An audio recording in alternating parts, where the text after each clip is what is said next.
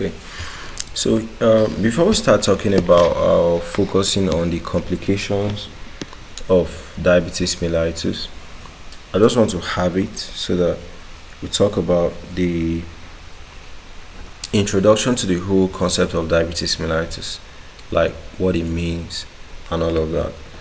So for diabetes mellitus, it's just a chronic metabolic disorder. It affects how your body is now making use of glucose, right? And glucose is the primary source of energy, all right? So you don't want a condition where glucose that the body needs is no longer available to it. So the body has to now be sourcing for other source of energy, So diabetes is just high blood sugar levels, hyperglycemia. Now this is because the insulin is not there, all right, for it to break down glucose. Okay, insulin is not there for it to break down glucose, So insulin is a hormone produced by the pancreas.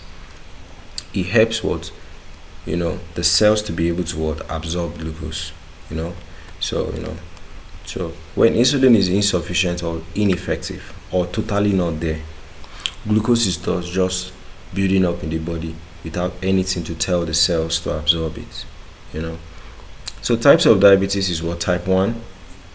This one totally there is no insulin. Type 2, there's insulin but it's not much. There's insulin but the cells are resisting it. Okay, they'll have gestational diabetes mellitus, then that one develops during pregnancy. They'll have other specific types like genetic ones, pancreatic ones, drug-induced ones, and all of that. So global impact, you just know about 537 million adults have it worldwide. So type 2 diabetes mellitus accounts for about 90 to 95% of cases where you have insulin, but basically, the cells are actually resisting it. The receptors have the issue. So common symptoms is such a person is urinating so much.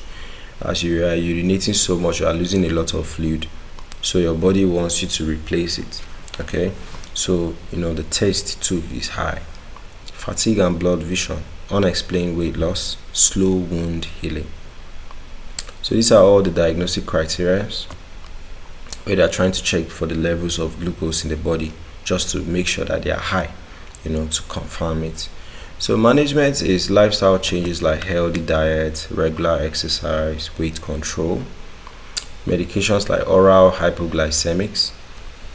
Those are drugs that will reduce glucose levels, and if somebody lacks insulin, they are trying to replace insulin, and all of that.